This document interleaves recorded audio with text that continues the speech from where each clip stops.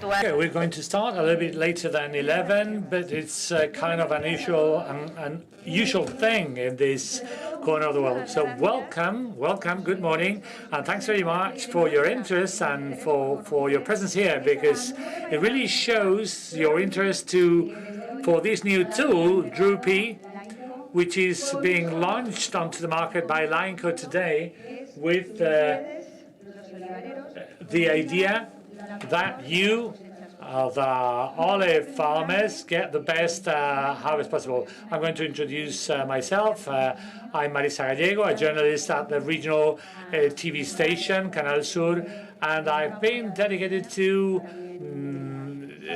telling our beholders what's happening in the fields and in the sea in Andalusia. I want to greet also the people that are following us from very many different corners of the world, and also in Spain, people who are very much interested in getting to know the latest events in the market, and also, of course, knowing about those tools which can make your lives easier, which can help you in with your everyday chores in the field. You're here because you want to know what is DROOPY about. Lainco thought some years ago that there was the need out there to overcome different challenges that the industry had, and they thought of how to solve those problems and issues.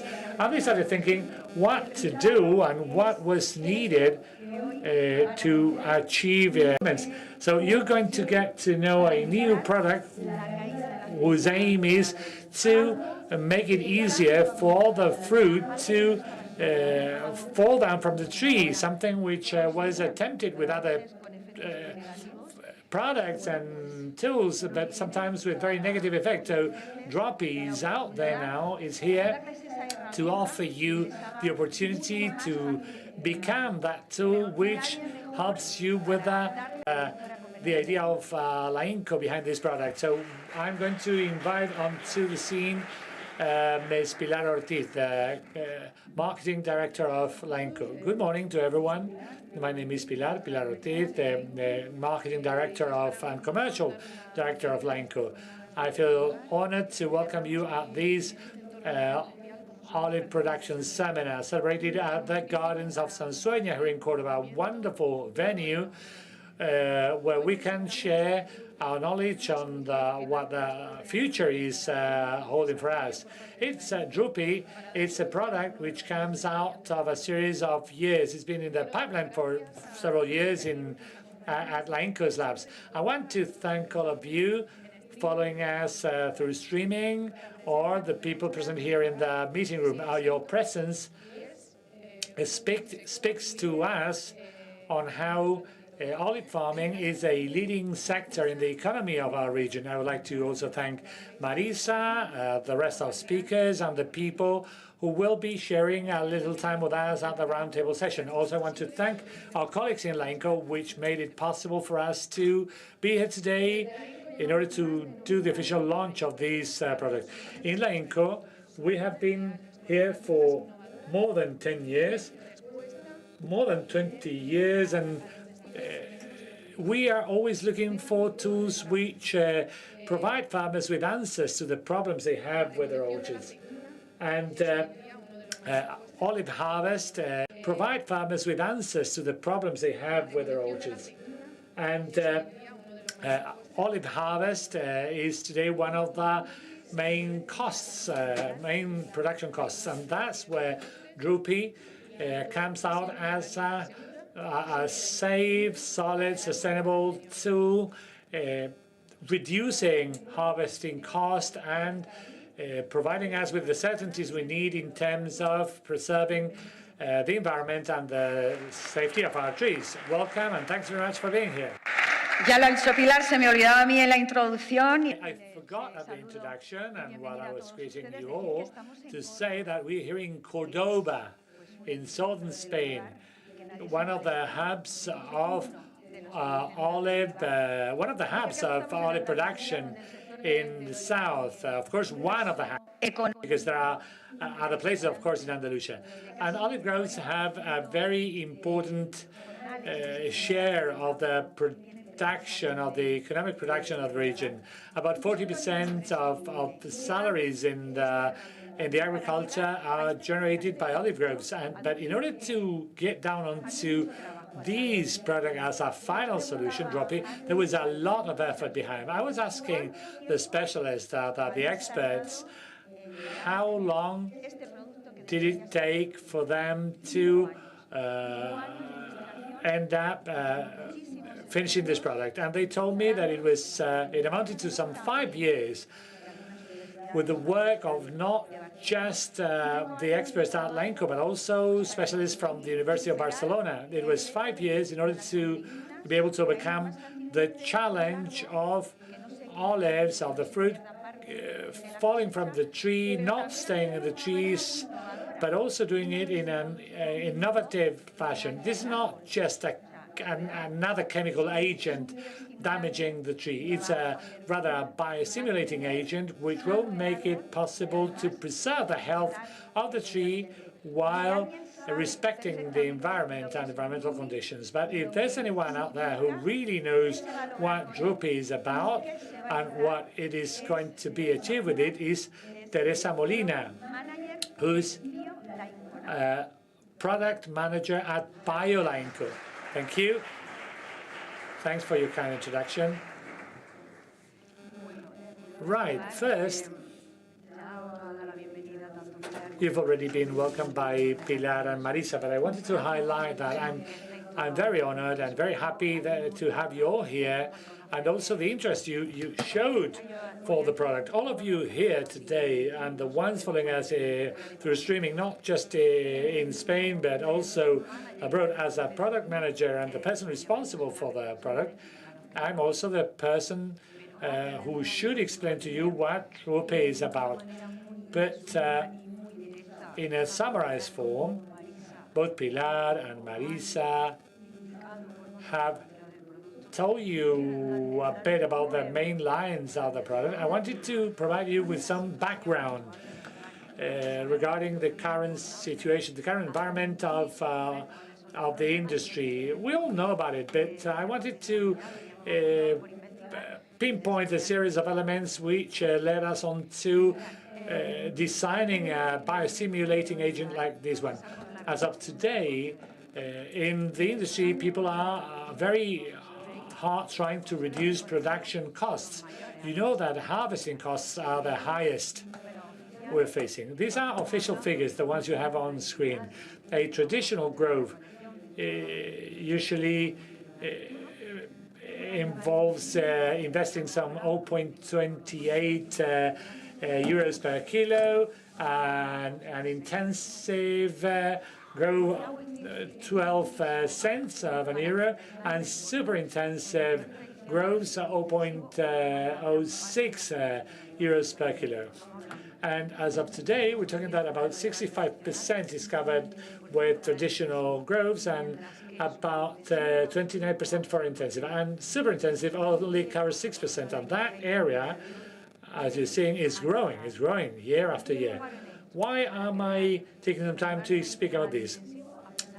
For you to know that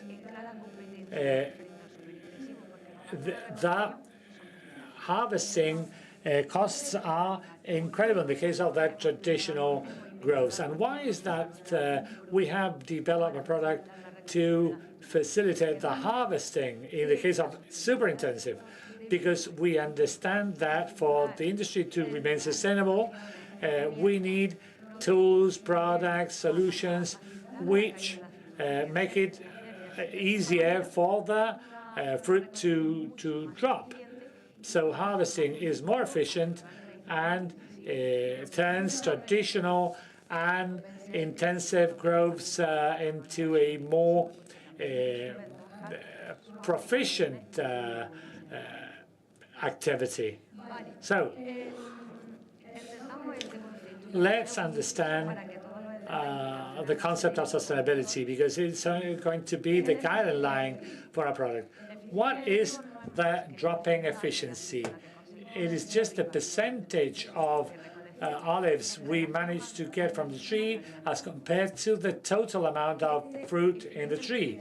This efficiency is measured as a percentage, and it's influenced by a series of factors. First, the equipment. Of course, all of you are related to the olive industry. It is not the same. The efficiency in traditional, non-mechanizable traditional growth, where sticks are used for dropping the fruit, as it is when you're using a straddling machine over a hedgerow. Also, climate conditions. When you've got mild temperatures and rainy conditions in autumn, the ripening and abscission process of the fruit is started earlier on. But then when we have high temperatures in autumn, with the dry, people say that the fruit is hard, as people used to say in Jaén, and there's no way you can easily make it fall. And also, of course, depending on the variety, things change. It's not the same Picual, Arbequina. Also, the shape of the tree, the pruning technique is going to have an influence depending on the equipment we have, and also the condition of the fruit in the end. From some time now, when people are more into harvesting green olives, so green oil is produced, it is more difficult, much more difficult to make it fall. But then when you've got a ripe fruit, because of its natural condition, it's easier to make them fall. For you to have an idea in terms of figures related to efficiency, all data you have out there are official data. You can find them in official sources, in governmental sources. In traditional growths, the harvest efficiency is between 77% and 81%. And that means that about 20% of the harvest stays in the tree after the harvest, after the teams have been in the field. And of course, you can tell me, well, that's not true. Of course, you will have different cases depending on the province in the country you are. But as an average, these are the efficiency. And if we go on to super intensive growth, the machines are more modern, more technified, so the percentages grows up and goes up to between 85% and 92%. And then we go on to the super intensive growths. It reaches up to 97, 98%. It doesn't reach 100%, but the straddlers are very efficient, so almost all fruit is collected. So, where have we focused our attention, and why I want to open a set of brackets here and speak to you about the factors regulating the falling of the fruit. The ripening state has got to do with the phenological stage the fruit is in, but also the firmness, the sturdiness of the peduncle. And I want to tell you what is happening inside the tree when the fruit starts falling. For some years now, people were thinking that regarding all the processes inside the plants, be it an almond tree, vineyards, or tomato plants, there are different hormone groups which have an influence in the plant process. In the case of the olives, the falling of the fruit is conditioned by cytoquinins and jasmonins. When naturally the olive tree is going to start the abscission process, there are two main hormonal processes. The cytoquinins, which have an anti-senescence effect or a delaying effect of ripening, they move up to the base of the peduncle in order not to interfere with abscission. On the other side, jasmonids are accumulated at the basis of the peduncle, at the area of the pedicel, where cells are separated and make that fruit fall. So there's a movement of cytoquinins up and jasmonets down, so they do not interfere with each other. Why am I stopping here? Because if we know about the hormone interactions and how decisive they are or how intensive they are inside the plant, we're going to be able to regulate the abscission process. And being able to regulate the abscission process, we're going to interfere in the harvesting of the fruit. And how? We're going to make it easier for the fruit to fall, and in the end, the harvesting process will become more efficient because we will be able to make more fruit fall and in a faster fashion. And of course, we're going to have a positive influence on the yield, on the financial yield of the farmer gets. I've got a question. What's the difference, following what you have just said, between these products and the ones used by the companies? Is it because of the condition the tree is in, or has it got an influence? Well, maybe, perhaps not 90%, but about 95% of you are thinking, okay, yes, we make the fruit drop, but there will be a defoliation process going on. We'll be losing leaves in the tree. I know it's a very important issue. Maybe many of you remember that. I do not. I got to know it with time because I'm younger than the moment when that phenomenon appeared. Some 15 years ago or 20 years ago, people started to introduce T-phone products in order to make the fruit fall. Those products, of course, managed to fall the fruit, but as a side effect, also the trees became leafless. And when ET-phone enters into the plant, its hydrolysis releases ethylene, and the ethylene is also an hormone whose objective is oriented to producing ripening. But not only that, it also induces the falling of the leaves. So two metabolic routes are activated. So the lines, for example, promoting the movement of jasmonets only activate the metabolic way, inducing the falling of the fruit. It has nothing to do with mechanisms which make the tree to shed leaves. Alejandro from Syntex, who was in charge of carrying out some of the trials, will speak to you about the percentage of defoliation and shedding of leaves. And what is DROOPY about?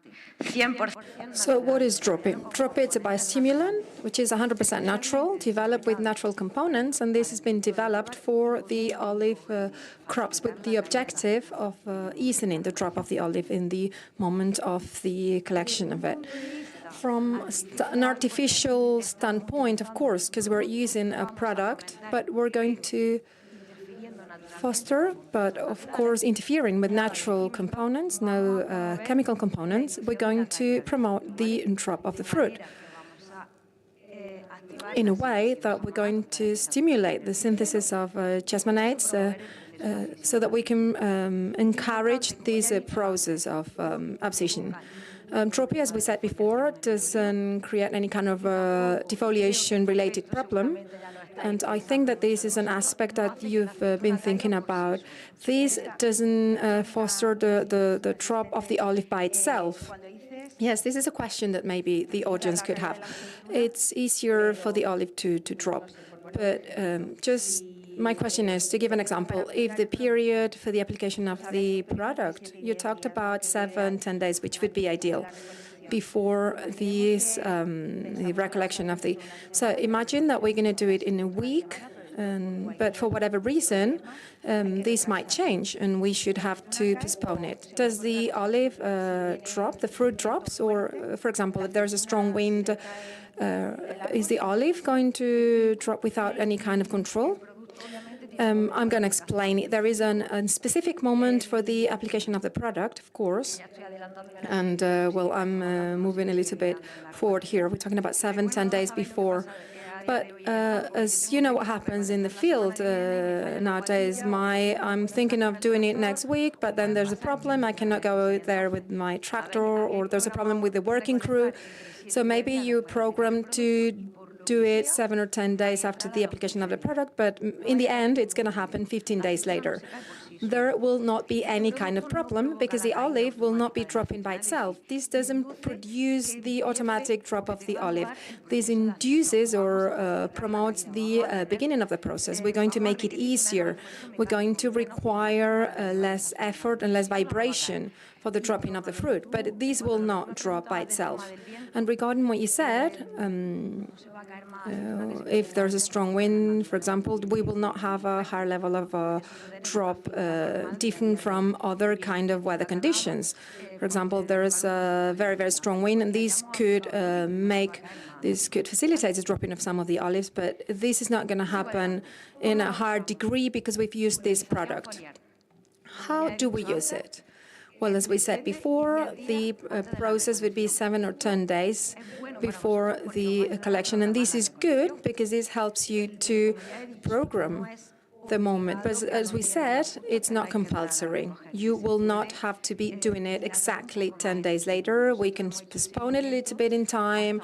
We've done some studies, and even a month after the application of the product, the olive's still there in the tree. But if you do it with the idea of starting the process of recollection in a week or 10 days, and if it takes you a month, the natural ripening process will continue. So if you're going to wait for a month, maybe you can save the product, and then you do not need to use it. So the idea is for the application of the product so that you are able to plan and program the recollection in 7-10 days, or easen this dropping. The dosage. This is 0.3%. Why are we talking about percentages? Because the crop spacing or frameworks are very different, and the volumes that we use are very different according to the area of the crop, etc. So the important thing would be to keep the concentration of 0.3%. It doesn't matter if it's a super intensive with 530 liters, we go to 0.3, which is 1.5 liters. In a traditional olive grove in the area of Jaén, well, normally we would have from 800 to 1,000 liters, we would have 3 liters of product. So we're going to use the dosage in relation to the volume, the general volume that we have, so that we can keep the concentration. So Teresa is telling you about what the product is, and we're going to see now what the arguments are to convince you or to raise your interest regarding this, so that you can say, okay, I'm going to try the product for this campaign. The first advantage would be to make it easier for the fruit to drop. After so many years of research and testing and field testing with the product, we've determined that with the application of DROOPY, we can increase the shaking efficiency in 13%. So as an average, you would have 13% more olives.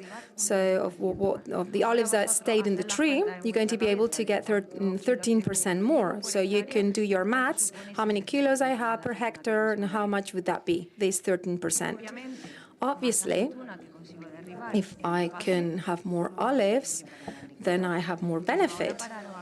But let's stop and think. Early collection or late collection or traditional one. If you have this early harvesting, I don't know if it's the same in your areas, but in Jaén it is like this. In the early harvesting, we have the shaking of the olive. We don't want to harm the tree. And what we have left, we have like a second round. So we have like 2 harvesting rounds. If these early fruit can be harvested in a percentage of 13% more, we talked with the traditional crop, we talked about 77%. So if we move it up 13, that would be more than 90% with the price of the olive outside in the market. So it's not only to have more olive, but also have a look at the different contexts and the economic benefit that these could bring if we apply this product in this green harvesting or conventional harvesting. The second advantage or argument in favor of the use of this product would be if we make it easier for the fruit to drop, we will be harvesting in a shorter time. So the cost of this harvesting is lower with the working crew and machinery. And we have been taking account of all of this mathematically, measuring the time that we needed for the shaking of the olive. And then we measured it in the area that was treated by the product. And the machine worker didn't know what was happening, actually. And we saw that there was a reduction of 35%. So that means that the crew will be carrying out the harvesting in much less time. This, of course, means saving workers, saving machinery, saving all of that. And the last of the ideas would be the reduction of the harm to the tree. This is not an economic aspect, but it also means that is very, very important as we're talking about the state of the tree after the harvesting. And after this, well, we all know that if you actually hit the tree hard, the trees are very, very much damaged. The branches can be broken. There is a lot of mechanical harm to these branches. We could have cases of tuberculosis or another diseases like this, or the tree becomes weaker. So you're talking mostly about traditional crops, but how about the super intensive? It is easier for the olive to drop. Well, the dropping of the fruit is not a problem, but maybe the damage caused to the tree because of the straddling machine. So what are the benefits in this case? Well, when we reduce the long-term harm to the tree, this will affect all of the crop frameworks. But in a super intensive, the friction of this straddle machine, the damage is quite high. In a super intensive one, we're not going to be able to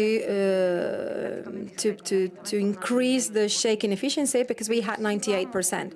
But we're going to help reduce the amount of damage produced to the tree when it's going through the crop. We can reduce the friction of this kind of machine in the tree. So there will be less broken branches, the tree will be more protected, and we're going to reduce the incidence of some diseases that could come afterwards. And yeah, we could say like the health of the tree, if we hit it hard, as we said before, then it will be worse and it will be easier for the olive to drop. And this always means benefits in the end. Now that I explained what DROOPY is and I tried to convince you with 3 very important ideas and argumentations, I want to tell you to make it easier for you, and I know that you're thinking about your economy. How is this product going to benefit me? We have developed a digital calculator with certain algorithms, and we have taken into account 4 parameters mainly, so that with each one of them, according to your crop, you can introduce your parameters and see quite easily how this is going to translate into economic terms. I'm going to explain you a little bit so that you can know where the numbers are coming from. We can increase the percentage of shaking olive in 13%, so that means kilos of olives, depending on the average production that we have in your own crop. We're going to differentiate if it's green harvesting or traditional harvesting, because the yield of a green olive would be, these are official data, 10–11%, and the price of that green oil, and these are official data as well, would be 10 euros per liter. So it's not the same, the green olive, than the conventional olive. These 13% that we're going to have will help us to calculate the yield and the cost regarding whether it's early harvesting or conventional harvesting. Also, we're going to know about how much you can save in the use of machinery and working crew. These will be part of the same equation, and you will be given a final figure, a final value.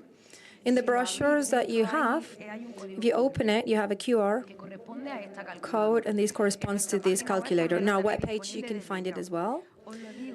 And I'm telling you this because, well, I don't know if we're brave or a little bit suicidal, but I want you to see it live, let's say. So maybe we can open it. Yes, we're going to click on the link, so that you can get more familiarized with this application, and so that you can use it in an easier way.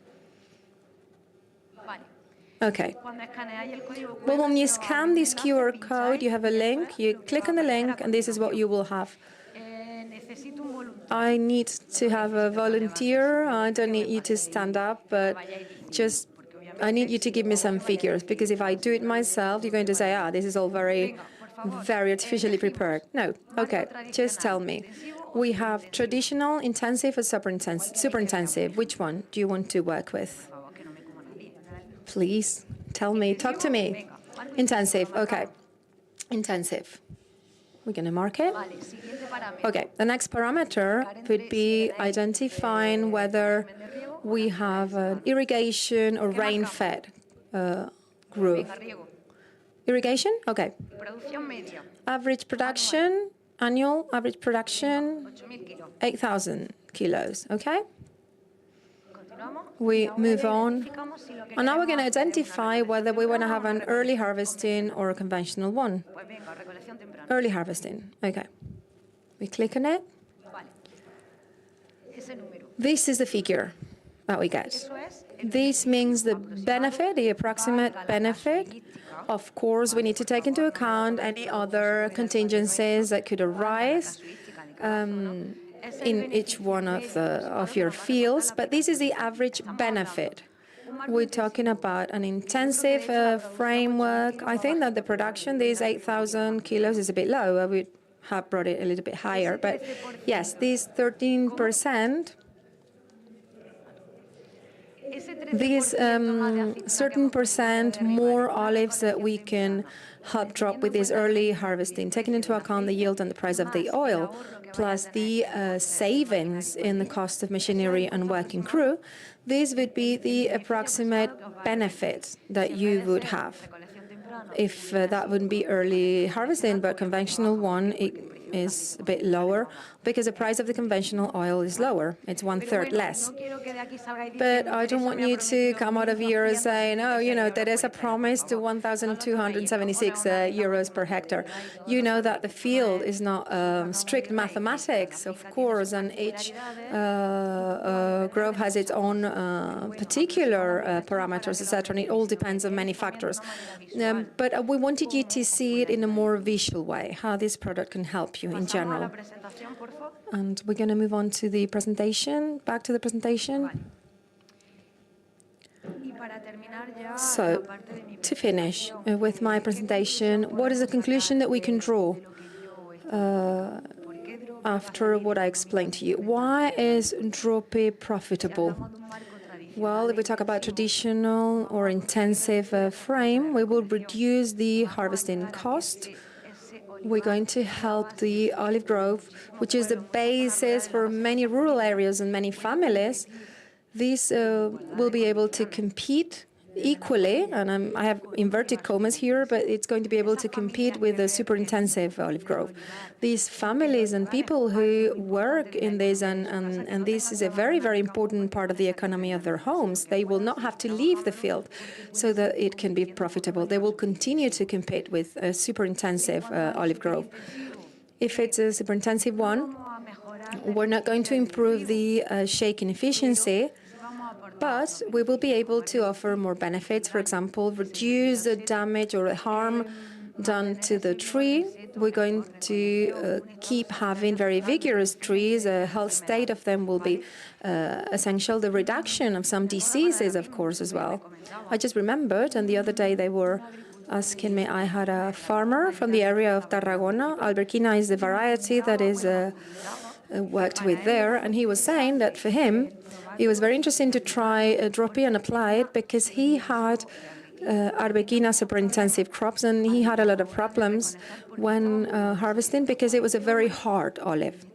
So for this man, the product will be very useful to facilitate the drop of the fruit, apart from the idea that the harm, as we said, is also reduced, or the damage. So every crop, every farmer will have a different or special conditions, and I just wanted to explain to you what the product is, what it's about, what advantages you could draw from it, and so that you have a clear idea about it.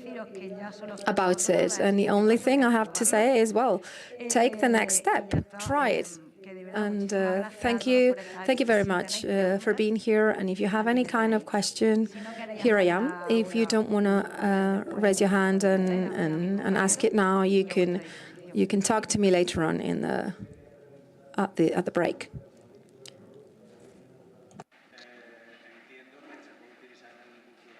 Sí, la certificación ecológica la tiene.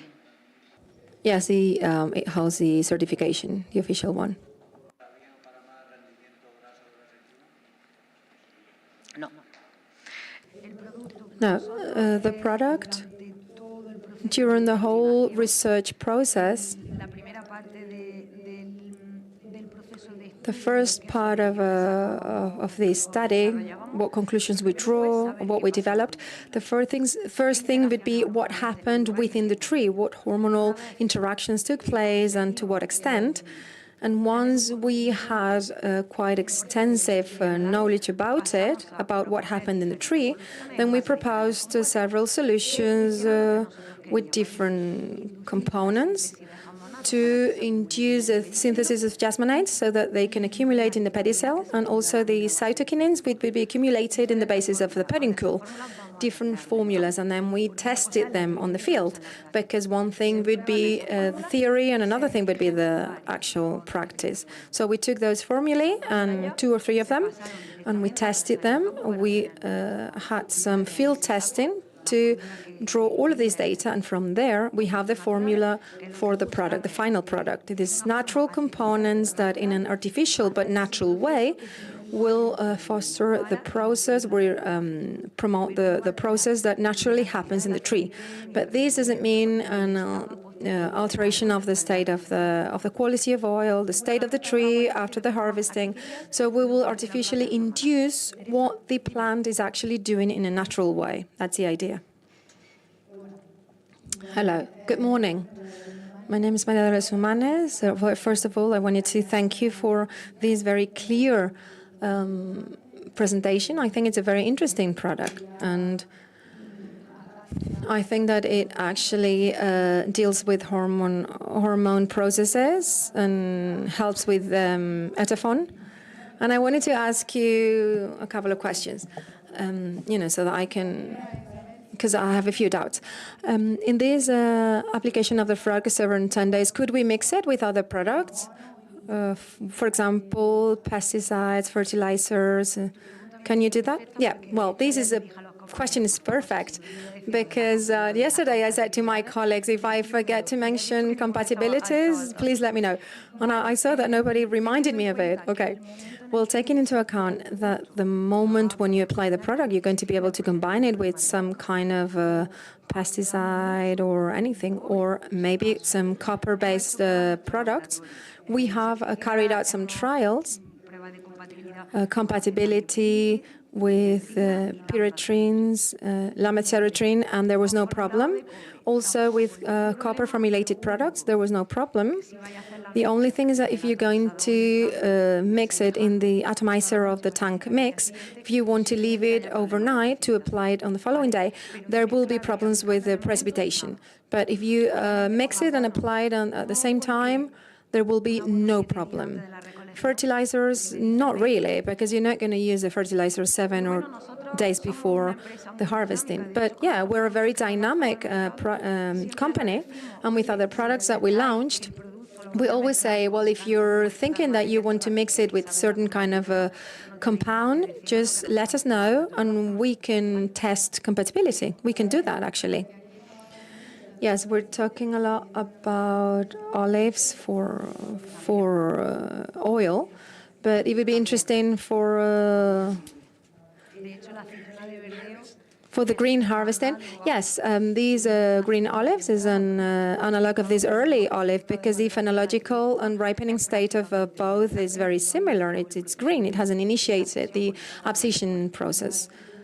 And finally, one would be a little delicate. I'm seeing that this formula, it's an emulsion. It's some kind of oil in water emulsion. Have you tested that oil that has no problems with Mosmo?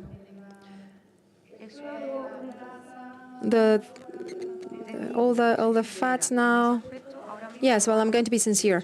We haven't done anything in relation to that, but it's true that it's something that we have in mind because we're seeing that from some time this has been taken into account when developing products. If I want to be sincere, we haven't been able to analyze that precisely, but I'm glad to have this question because we also have the person in charge of the department, Julian. He's there. Yes, well, keep that question in mind. Okay.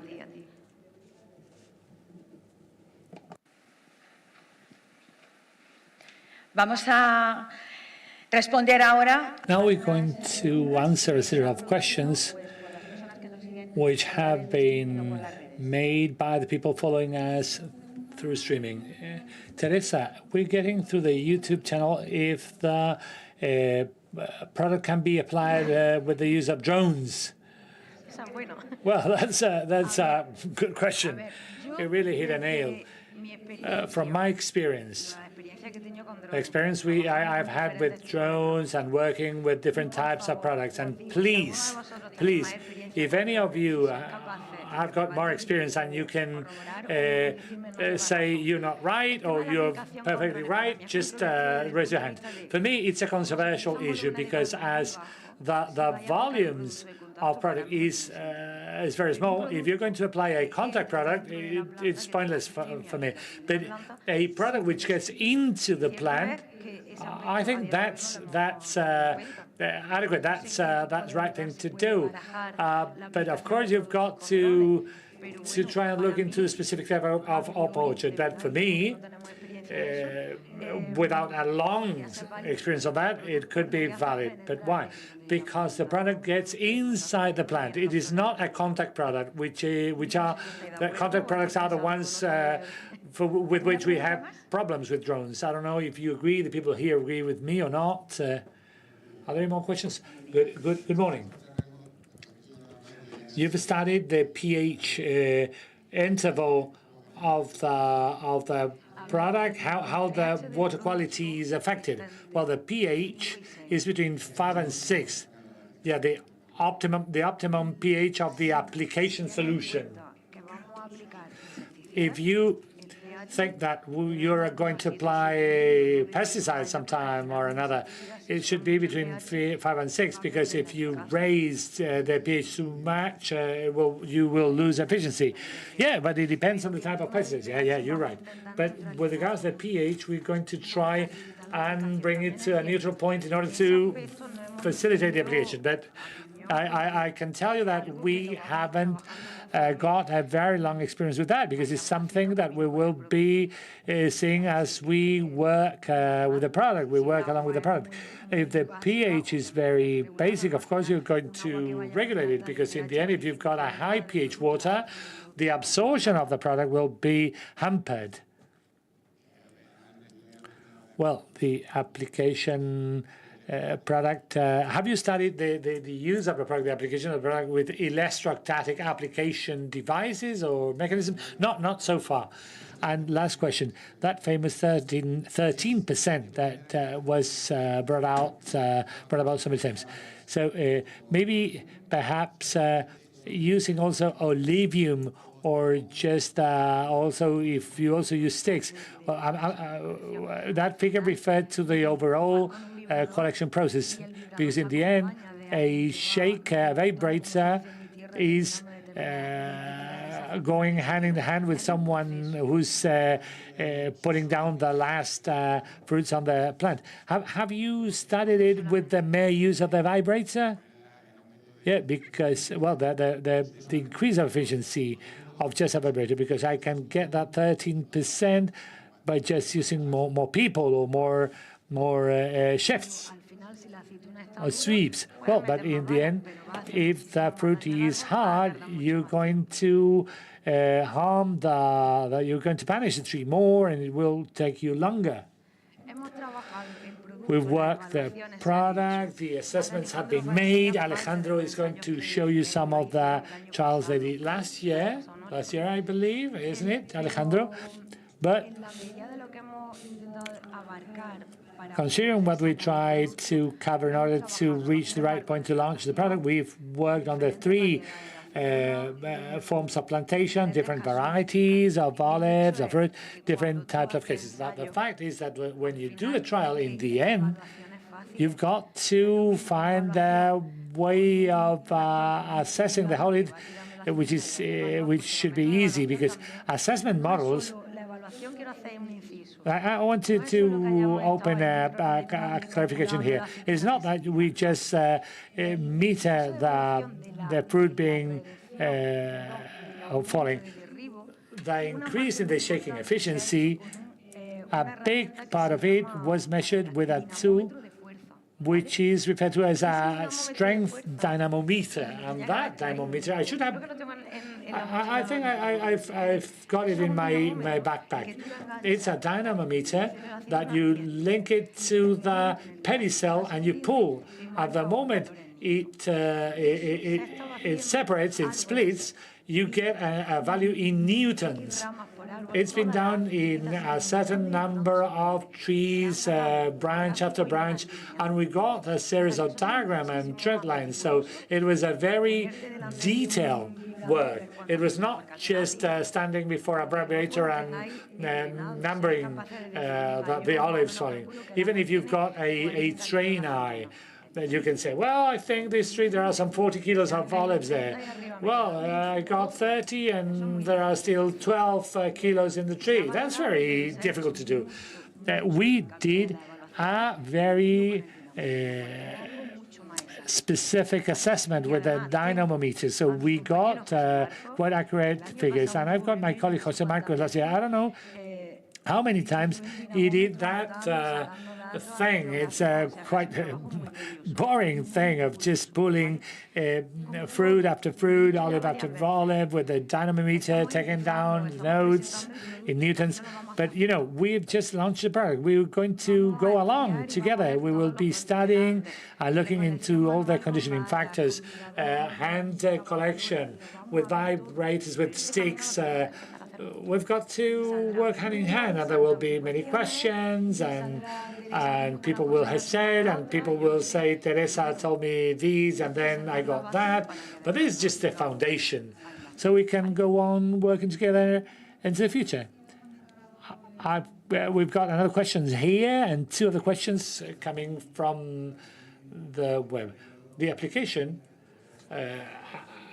If rain comes right after the application, is it washed away? No. It gets inside the tree. It is not like copper that can be washed away by rain. It just gets into the plant, and you don't need to care about the rain. Yeah, I think you've already mentioned it, but the YouTube English channel. Some people is telling us, asking us if it can be applied in bio farming, and also the availability, the product availability, current, the approximate price. Well, Pilar and my colleagues are here, but that's of course very important, because you must be wondering how much will it be costing. Of course, we cannot be thinking of designing a product in the end cannot be used by the farmers if we are trying to reduce costs. So I think it's quite affordable. Should I say it? Okay. We were discussing it because it was something which was really worrying for me, because in the end, I belong to the marketing department, and our sales agents are the ones dealing with you. So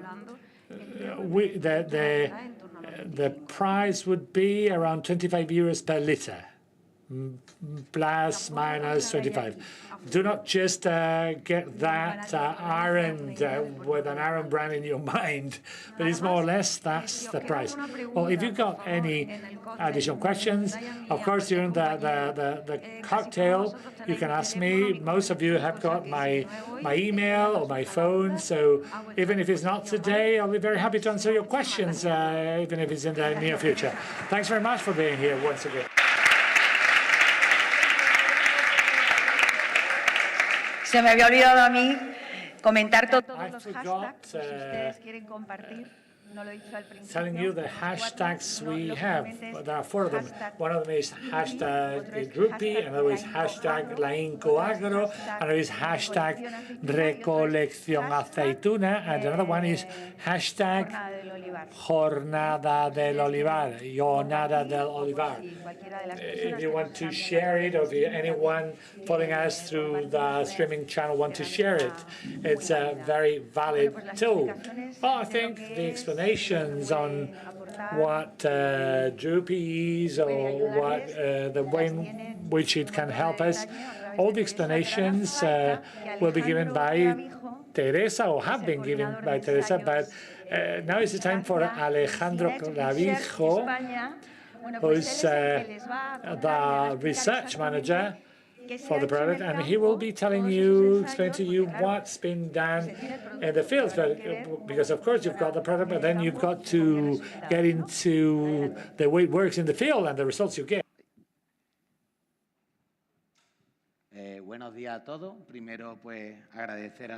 Good morning to everyone. First, I would like to thank Lainco for their kind invitation for me to explain to you our experience with DROOPY.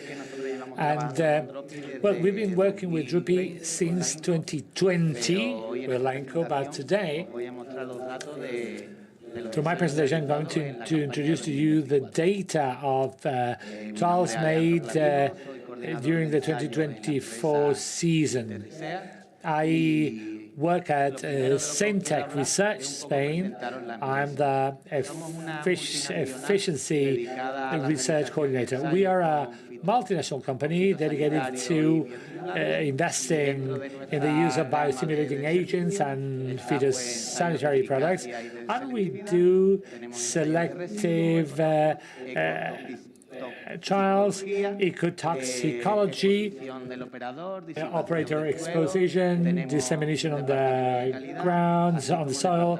We've got a quality department and also registration department, registration department. And what's the point of us being involved in the process? In the end, we act as the objective beholder. We contribute with the reliability of the data and the experience of our team. It's been more than 30 years that we've been working with the farming sector, and we count on the right professionals to do trials. And if we go on to the specific trials we carried out during 2024, as you may see on screen, we did 6 trials, 3 of them in the province of Córdoba and 3 in the province of Jaén. And we include a series of variables which helped us assess the product's behavior in different conditions. We use the Picual and Arbequina varieties. We use different forms of plantation, and we established different harvesting moments, different harvesting times. As I was saying, trials have been made with early harvest and late harvest, and also depending on the age of the trees was also taken into account, because some of the estates have trees which are older than the ones in the others. So we had different forms of different groups of application. We had the control group, and then the group of trees where DROOPY was applied. Every trial involved doing 4 repetitions. That is, there were 4 plots distributed at different points of the farm the traditional system, in terms of traditional system, we had 3 trees per plot. That means amounts to 12 trees in the trial. And at the intensive system, we had 5 trees per plot, which gave us some 20 trees per plot. Application was made onto the leaf, and we assessed the number of fruit fallen by marking 150 fruit per plot. So it was done at the moment of application. We marked and each of the in 15 sprouts we marked 10 fruits. And also we mark the leaves, knowing the number of leaves, and in the branches we counted them. And that's the way in which we found out the number of both fruits and leaf fallen. And at the harvesting moment, we measured the abscission resistance with a dynamometer, as Teresa was describing. And we assessed 30 fruit per plot, which gave us some 120 fruit per plot. I'm going to show you a picture of the dynamometer. They're just simple pictures. You may see the application system. We do a foliar application, leaf application, with a backpack with a pump, and at the harvesting moment, and that it's got that hook, you apply force into the fruit, and the moment it is shed, you get the right amount of strength applied, the exact amount of strength applied. And there you have the results, which must be the element which is most interesting for you. And we have the biggest strength needed at the control tree as compared to the one where DROOPY was applied. I've got to tell you that there was just one single trial that we got the same strength of shedding. So when you do a series of trials, well, carrying out a series of trials, an X number of trials, you do that because you want to look into the behavior of the product under different circumstances. And it is normal that you get a negative piece of data. You've got to, in the end, to keep in your mind the general dynamics. So it was 5 years of work, and the behavior is fully tested. So of course, there can be a specific factor in a plot which gets you a different result. And maybe the data is negative as compared to the other plots where you get a positive effect. So that is significant or not? It's not significant.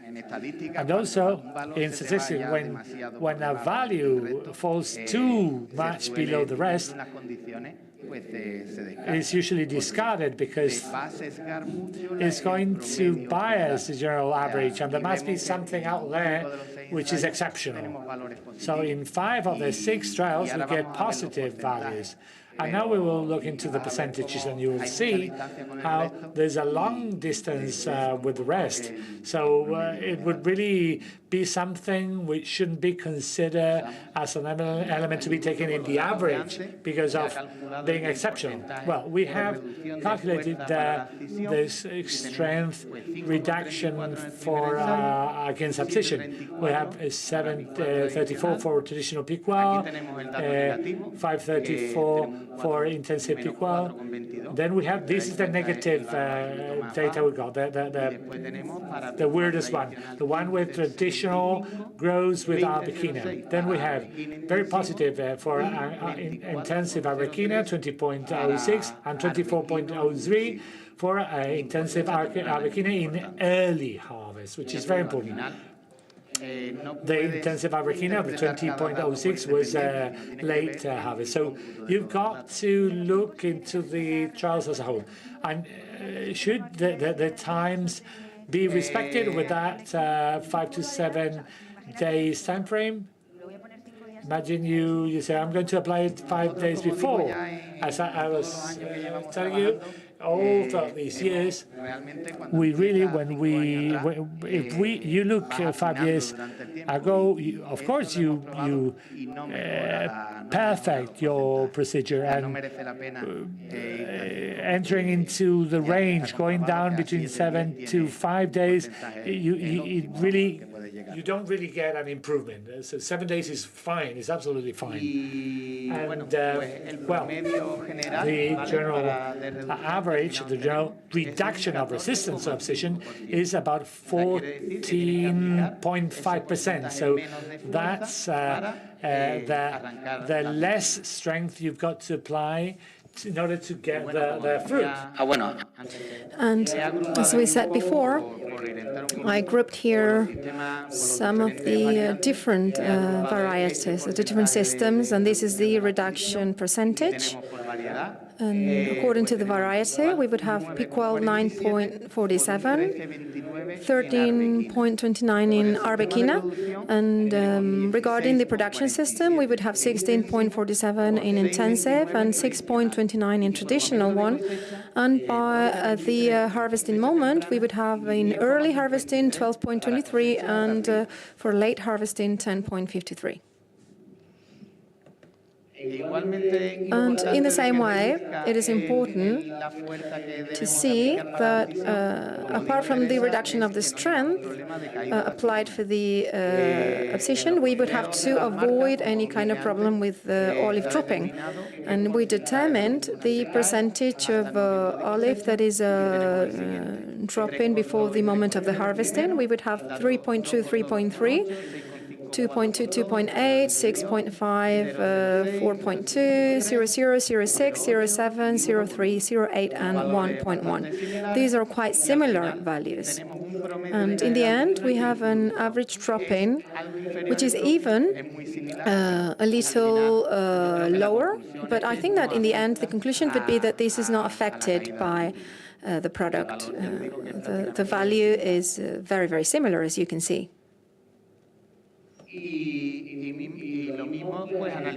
And we carried out the same kind of analysis for defoliation.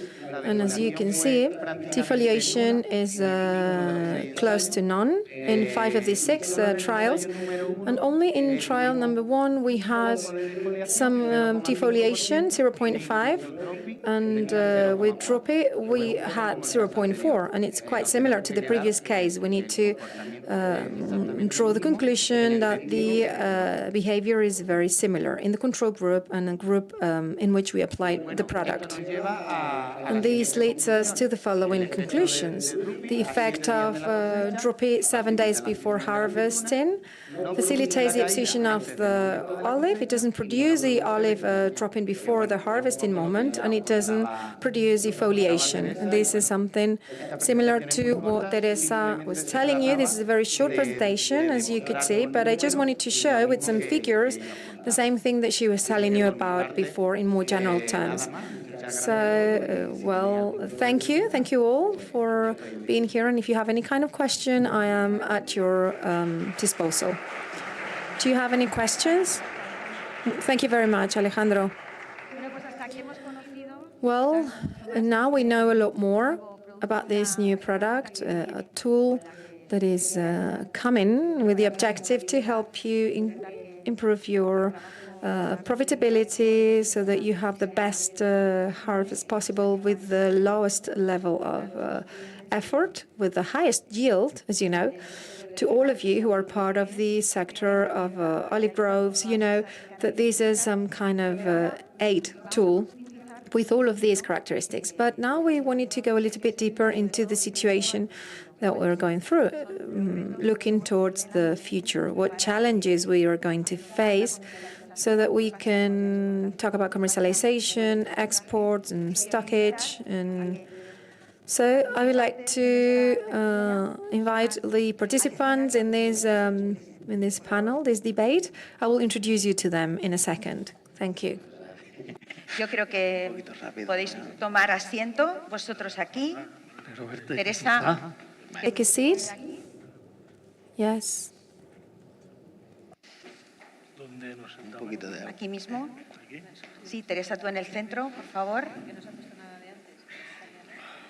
Rafael, bienvenido. Muchas gracias. Muchas gracias. Seguramente les conocen muchos de ustedes, porque muchos de ellos son personas que están... You might know some of them because these are people who are in daily contact with men and women on the field, with farmers and producers. Well, to not make any mistake and be able to say your names accurately, I'm going to take my glasses and I'm going to introduce you, as you deserve, Juan Vilar Hernandez, PhD in economy, strategic advisor, professor at the University of Jaén, and also a farmer. Welcome. Thank you. Well, Teresa Molina, you already know her. You've been listening to her interesting presentation. She's a product manager in Lainco. This gentleman, most of you in Córdoba know him very well, Rafael Sánchez de Puerta, the General Director of the COP. Thank you very much for being here and welcome. And I'm sure that you also know Fernando, those of you who live here. Probably you bumped into him 1,000 times, Fernando Abel, the president of Asaja here in Córdoba. Well, we were listening to how we can place a new tool in the market, a tool which is aiming to help the producers and the olive grove sector in general, and try to solve a problem that we've had for a very long time, the olives that stay on the tree and that reduce the harvest, and these brings a lot of losses. This is something that we were not able to solve. Sometimes we had some chemicals, but it had negative consequences. So we had the dropping of the olive, but it broke virtually the tree, and this generated a lot of problems. But this new product comes with the idea of being very respectful with the tree and the environment. We're talking about the challenge of the olive groves. And what comes to mind at this moment of the year is talking about weather conditions. I don't know who of you would like to start talking. It seems like the forecasts, they started being quite uplifting, with the hope that we would have a very good harvest, a very good production. But it seems like the feeling is it's a little bit dropping a little bit. How's the thing? How's everything? Well, good morning.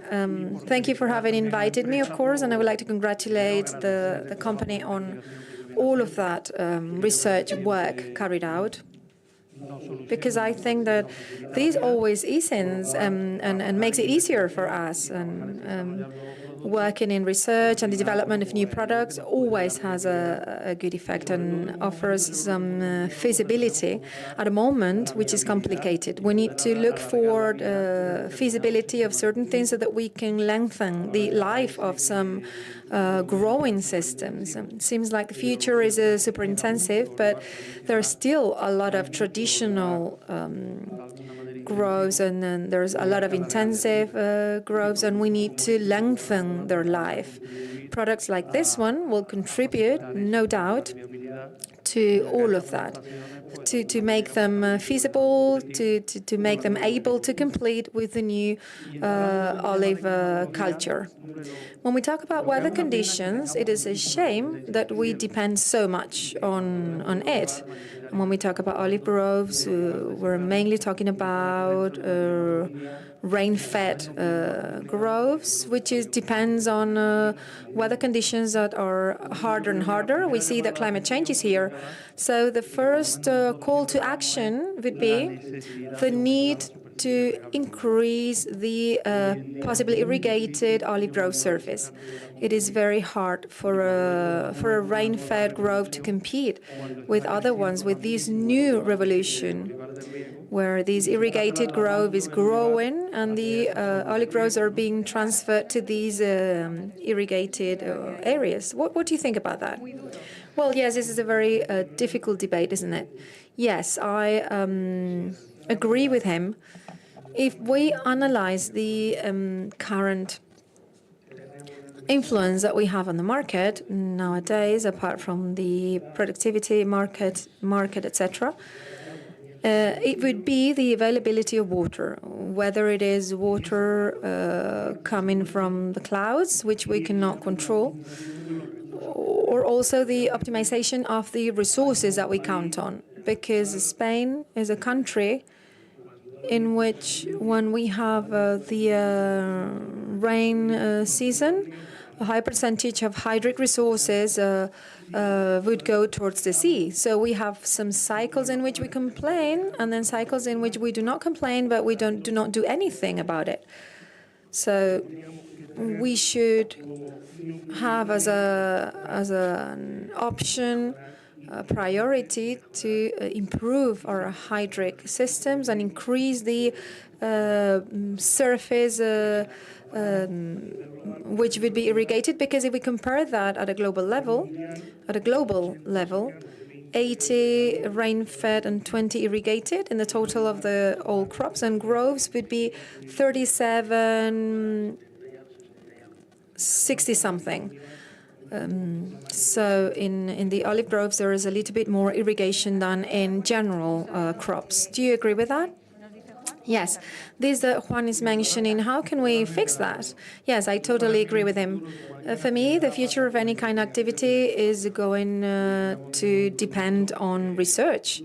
And we're seeing a product that is a result of this research. And then also competitiveness. If we want to be competitive, the rain-fed grove is not competitive, as we know. So if we want to be competitive, we need to increase the irrigation service, as Rafa said. And from Asaja Córdoba, we've been asking for that for a very long time. It is a disaster that half of the rainwater goes straight to the sea. I do not understand why we're not having more collection systems and why the property owners of the groves are not allowed to create their own water deposits in some little rivers that are going through their fields, and they have been hurting a lot the crops this last winter. Why are they not allowed to make use of that water, put it in a water tank, and be able to use that water? I mean, we're not talking about intensive irrigation, but maybe an emergency irrigation in some cases. We have been talking about this, and we always go against the wall of the administration. The administration saying this cannot be done because this is not environmentally responsible, etc.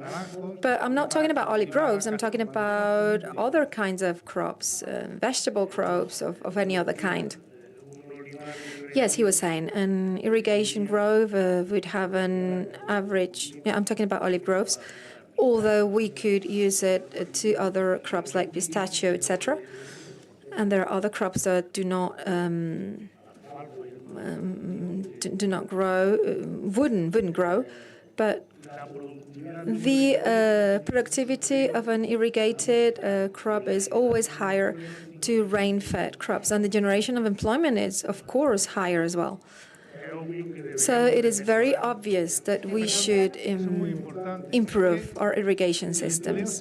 That is important because employment is generated in irrigation crops. If we want to have work and development, we need to have these irrigated areas, because otherwise these employment is not generated. Rafael, did you want to say something about this? Well, coming back to the question that we were asking ourselves, what the situation could be. In these last few days, many journalists have phoned me to ask me whether July and August had put an end to the crop. I always say the same thing. It's not a matter of July and August. It's a matter of September and October. So it's not a big news that it's very warm in the summer. What is news is that the summer is longer and longer up until November, and in that conditions, the crops cannot continue to thrive. So so far we could have a good harvest, but we're depending on the raining conditions of September and October. Seems like it's changing, isn't it? Yes, they said it was going to have some rain. Yeah, it seems like autumn is coming later And if we analyze, well, judging by the information that I have, I'm not the weatherman, but if we analyze the three main sources, Australian, American, and the Spanish one, so autumn would come late, then the higher part of Europe will have rain, and we will have an autumn with an similar to the average or a bit lower than the average. So an average autumn in Spain would be 200 liters per square meter.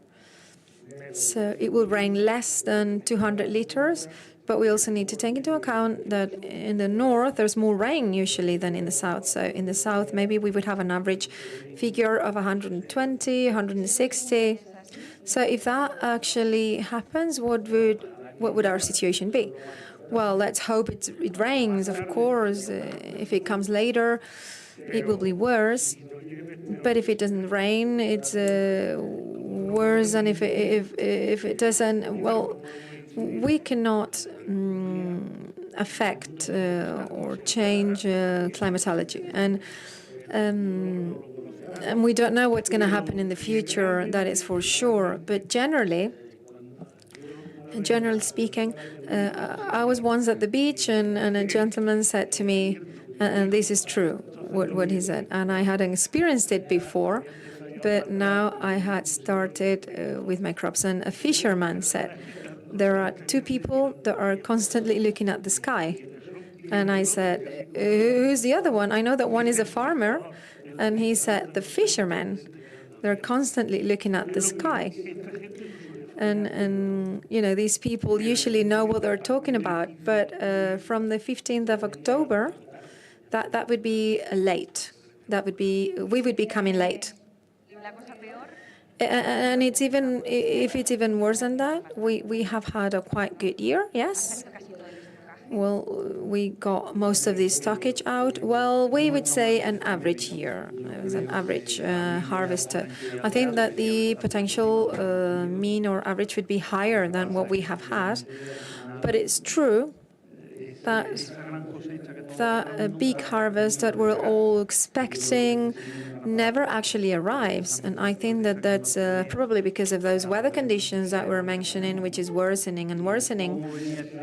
And this year could have been at least similar to the previous one, although I was convinced that it would be better.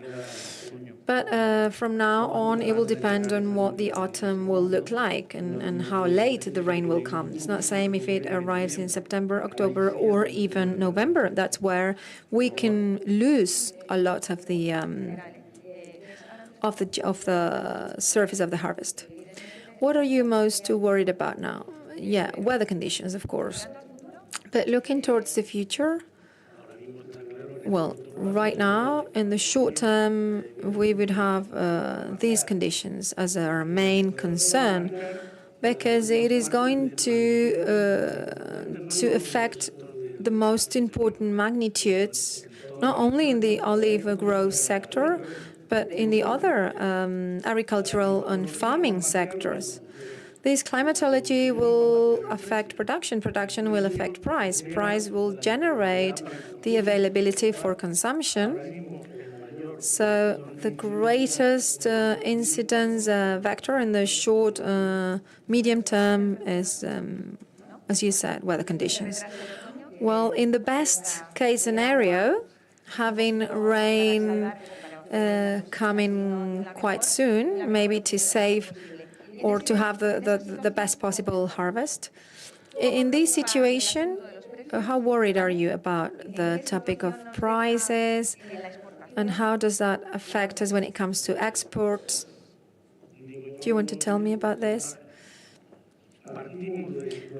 We are, our starting point would be the globalization of the sector. Rafa and Fernando mentioned that. We need to take into account that with an average harvest at the level of Spain, we would have a global olive oil production of 3.2 million tons. So the fifth world highest average. And this shows that in Spain, surface is growing is increasing, but also the importance of other countries is there, and they are growing as well. We've had some anomalous circumstances, like, for example, Turkey having been the second producing country. Also Tunisia, which is moving upwards. Portugal, at the level of productivity, was quite similar to Italy. So there are being changes in the range of distribution. That is the first thing. Another important data would be that we have a recovery of consumption. Spain, and I don't know, well, you have the data, maybe your data are even better than mine, but I think that we have had some consumption levels that were previous to this offer crisis. We have countries like the United States in which they have been growing in two figures up until 400,000 tons. Italy is recovering as well when it comes to consumption. Yes, you said that before. Exports have increased this year. Yeah, well, the data I have, this summer, export went up, or it was one of the best ones. It was the year with the highest level of exports and in the last 10 years. And we have had many years of some scarcity in production, but the forecast, if there's not a lot of rain, would be will not be very abundant. This one will not be very abundant, but consumption has been recovered and it's increasing. So the normal thing to happen would be that prices stabilize. Well, they will increase. Yes. Yes. Well, and Rafa knows about it. Yeah. Okay, Rafael. So the ideal would be for the stabilization of them or going a little bit up. Yes, the ideal price would be the highest price that allows us to sell everything. Yes, but when we had these incredible rise and with the two very high figures, it is true, remember, that we had a decrease in consumption in Spain, and that was registered a few months later. But there were very faithful consumers, actually. Well, it was an offer crisis. People wanted to consume this olive oil, but they didn't have enough. So, and what does the market do? The market has a tool with which they try to balance the offer and the supply. How do they do that? With prices. And it does it on the other way around as well. So now we're depending on three main factors. One would be weather conditions, as we said. What is going to happen from now up until the olive is harvested? The second one would be the evolution of consumption, which has been very positive. So we will have to focus on the evolution of this consumption. And finally, there's a third factor, which is this production that we will have some estimates about regarding rainfall. So during the campaign, we'll see how similar that is to the real campaign. Those three factors we need to pay attention to. Yeah, I didn't understand it very well. Yeah, I'm going to repeat it because I'm not explaining myself very well. Which part did you not understand? The last part. Okay. The consumption. The consumption was well explained? Yes, okay. Yeah, rainfall, yeah, everybody got that? Right. No, I apologize. You know, sometimes I understand it very well in my head, but yeah, no, maybe it wasn't me. It was me who didn't understand it. No, I'm sure it wasn't you, it was me. So the third one would be what we call harvesting expectations. What are those? We have water on the one hand, we've got consumption on the other side, and then we have this fixation that we will have a figure of X. So as the harvest evolves, and if it becomes similar to this forecast, that means that prices will go up or they will go down. Why? Because forecasts are just that, forecasts. So as we harvest, then we will start to know what it will actually look like. And we also have the other 65 countries, and we need to see about their harvests as well. Because let's not forget that at a global level, we were talking about a general world olive culture. Yes, we were talking about consumption in Spain, that consumption of olive oil in Spain has been recovered, but I think that at global level that is happening as well, and it's increasing quite significantly. There are people who didn't take this olive oil, didn't consume it, and now they are doing it, and this oil is going into most of the kitchens in the world. Yes, globally, yes, but our threat in that list of 65 countries, what is our challenge? A threat? Well, the biggest threat is not the soy oil or palm oil or any other kind of oil. It's a destruction of consumption because of the behavior of the consumer. A general analysis we've carried out. The air fryer. Do you know how much how much oil has taken from commercialization? The production similar to Portugal, 206,000 tons. But if we go to other kinds of animal and vegetable fats, we go to 15,000 tons, which is more or less the total production of sunflower oil of the world. So this is a very big threat. So many air fryers in the world, yes? Yes, it is very impressive. If you look it up in Google, and the figures will appear there. We carried out an analysis, and that is there. Okay, well, that's a threat, but there are many other factors that are related to that. Also, the changes in habits, etc. I meant more the challenge or the threat that comes from outside when it comes to the olive oil. Well, I think that nowadays the olive oil consumption in the world is going up, clearly. And it doesn't increase more because there's no more olive available. Our main concern now would be how the market would recover, and we were surprised that the recovery was immediate. So I do not think we have a consumption-related threat. Of course, the increase in consumption is gradual. It has to be, it is not immediate, but there is a lot of imbalance in production. The main problem is the variability of production that we have between campaigns, and this changes prices, and in many countries the consumer doesn't understand why this happens. So what we would like? We would like to have a more stable market in time, in which we could have some production stability. We could have some kind of price stability, so that at the end of the day, the consumer would become more faithful. And to a big extent, these would be corrected by irrigation. The stability in production, if we had irrigation every year, we would have the same. And not what's happening now, in which we are depending on how much rain is coming. And competitiveness would be among irrigation and super intensive. Nobody would mean a threat to us because we could produce with cheaper levels. Yeah, we have some stable consumption, and we have some stable consumption that goes slightly up, and then we have the unstable production. So every time we have an offer crisis, the consumer thinks they're being laughed at. And every time you go if you want to have breakfast at a coffee shop, and then the price of the coffee would be varying all the time. And then the consumer would say, why not have a fixed price? So these ups and downs mean that there is a fall in consumption, then we need to recover that consumption, then this generates another fall.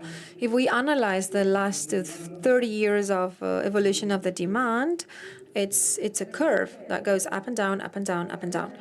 And yeah, but I think that in Andalusia, the explanation that was given in the last increase in price, people knew what was happening, and no, well, in many occasions, being with farmers and olive growers, in Jaén, they talked about the price, and I was asked. This was a little surprising to me because I thought, well, I could give my opinion, but I don't know. They said, do you think the price is going to continue to go up? Because the problem is that people don't know why prices are up, and this actually brings us down. So maybe we need to make that effort in explaining why prices are going up. What do you think about that? Teresa, what's your opinion on this? Apart from saying we've got this situation, because we are so much exposed to such varying climates, I would tell them, you've got to make an effort to explain why a liter is now 12 and a month ago was 8 euros. Well, I was trying to say that if people do not understand what the industry is going through on the conditions it's subject to, they will never understand the fluctuations in price. People that just go onto the supermarket with no relationship whatsoever with the fields or the farms will not understand why prices change that much. They will rather try and tend to believe that they are being deceived. So we should be working not just on the quality and the characteristics of olive oil, but also telling people which are the problems the industry is going through. We were having this conversation a few days ago. For example, if we speak about the work teams, you do not find people who want to go into the fields or for example, the droughts or the problems with irrigation. There are very many problems out there which lead on to the scarcity of oil. It's just subject to the law of offer and demand, and consumers should know about it. Yeah, I just wanted you to tell us a bit, very, very fast on stocking. What do you think about that initiative on the part of the government in order to try and avoid these that we're referring to? Well, Rafael.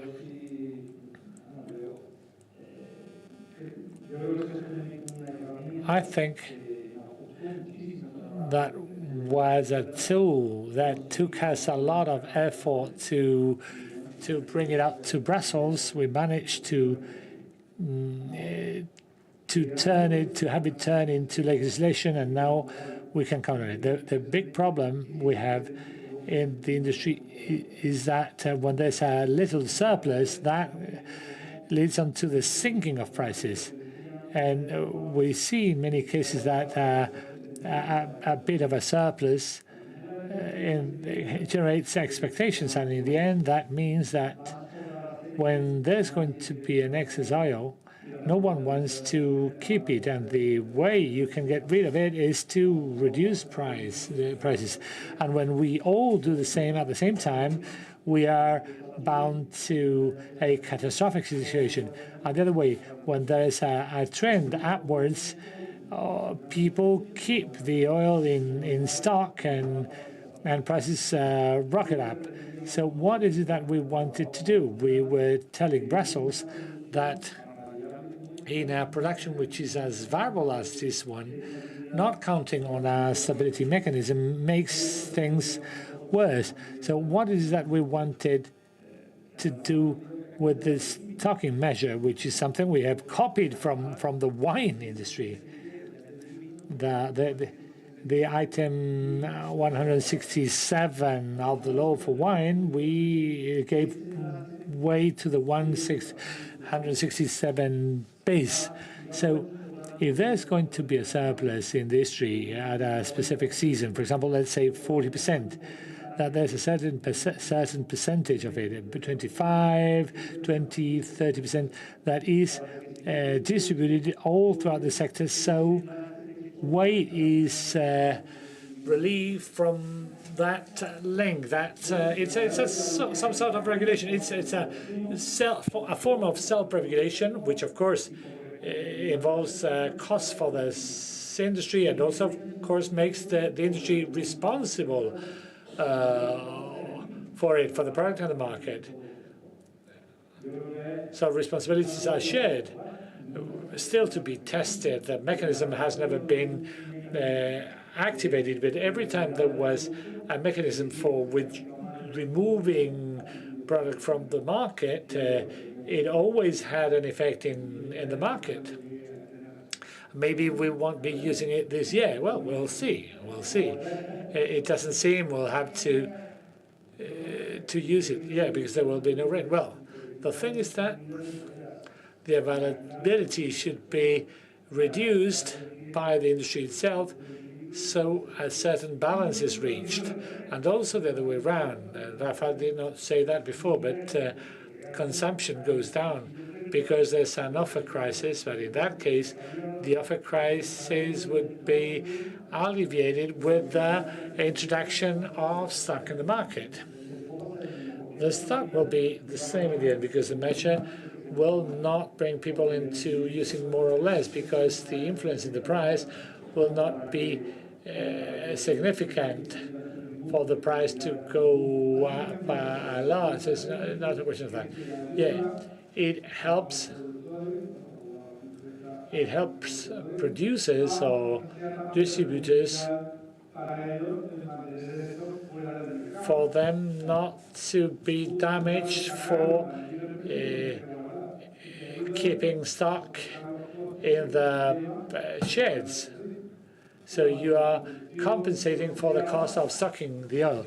When the production goes down, as you've got it as a stock, you bring it onto the market and you try to influence production.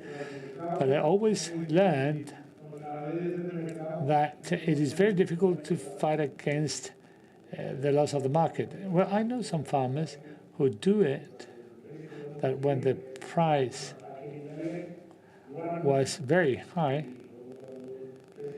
they keep it, and but then they bring it out when the moment is ripe. But for that you need to have a certain financial capacity. Well, anything else you want to add, Teresa, Fernando, Juan, Rafael? Just one last bit of information. I believe here in the province of Cordoba, in the southern fields of Cordoba, what is referred to as quiet land, I think the future is for olive groves, because in the long run, the consumption will grow. We only need water. All right. So we'll keep. Finish with your words. We will have the World Day of Agriculture, the World Day of Farming. We're launching this product which is going to help farmers. We're now wrapping up. I hope you get to know, you get to have a good experience with DROOPY.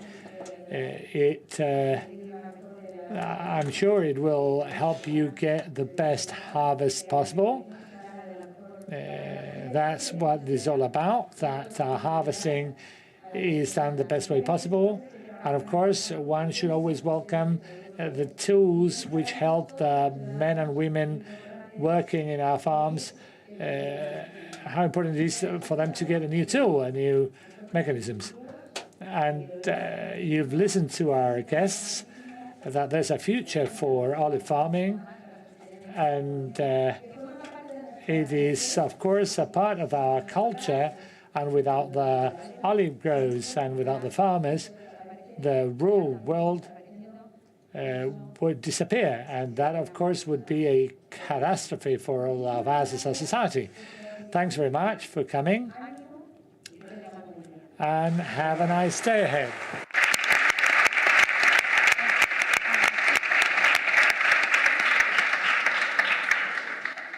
Bueno.